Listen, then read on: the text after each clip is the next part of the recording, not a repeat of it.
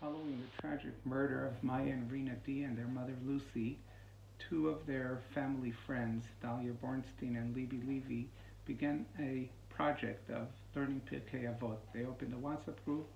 Very fast it exploded into several groups.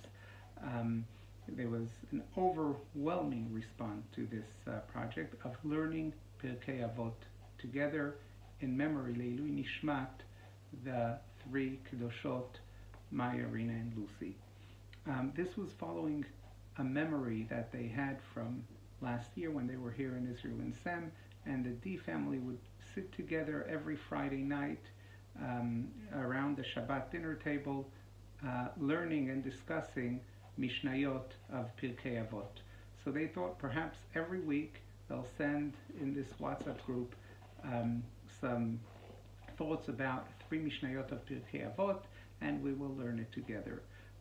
I thought this is a wonderful opportunity for us as a community to take part in this project, and perhaps for us also to communicate as a community. I will send out every week my own thoughts about the three weekly Mishnayot.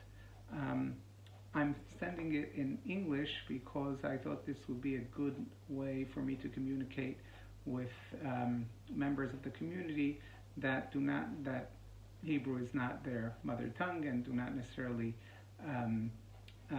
get all the benefit from the drasha in Hebrew in shul. So this will be a way for us to communicate in a language that is better understood. So I want to start discussing the first Mishnayot in Masechet Avot, but first the very meaning of the word Pirkei Avot, the etymology of the name of the tractate. Perek usually means a chapter, but in that sense the excuse me, the name of the Masechet makes little sense. What does it mean, chapters of our fathers?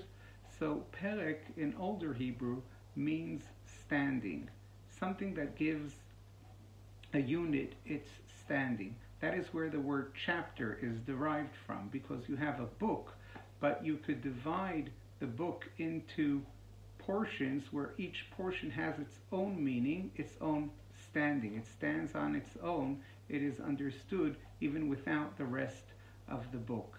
So a perek is something that gives something its standing. Higia lepirko, one came to his maturity. That is what the word perek in older Hebrew means. A perek is also a drasha, because a person would then stand while giving the drasha and also give something of standing, of meaning. So in that sense, Pirkei Avot means what gave our forefathers their standing. Each and every one of them made them unique and expressing their substance in their own way. But in that sense, it is structured in a very interesting way, because the Masechet starts with Moshe Kibel Torah Misinai Umsara Yoshua. It begins with a tradition, and then from within the tradition it flows into what each Chacham, each sage said. And I think that could be explained. Alistair McIntyre in his book, Whose Justice, Which Rationality, laments liberal society that its ethics are not grounded within a tradition. He says ethics or virtue that is not grounded within a tradition will eventually eat itself up, because it keeps on undermining its own ethics and own virtues. Virtues must be grounded within a tradition, and perhaps that is why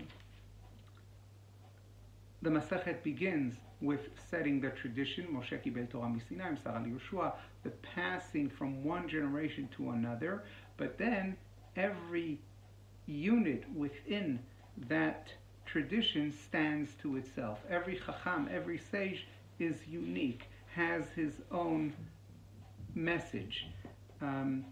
Coupling the two together, Pirkei Avot. There is Avot, there is the tradition, but there is the standing of each of the forefathers. Each one of them has their own unique ideas.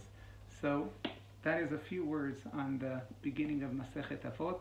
I would usually try to do this shorter than this week, 3 to 4 minutes, and may our learning be Le'ilui Nishmat HaKadoshot, Maya, Rina, and Lucy.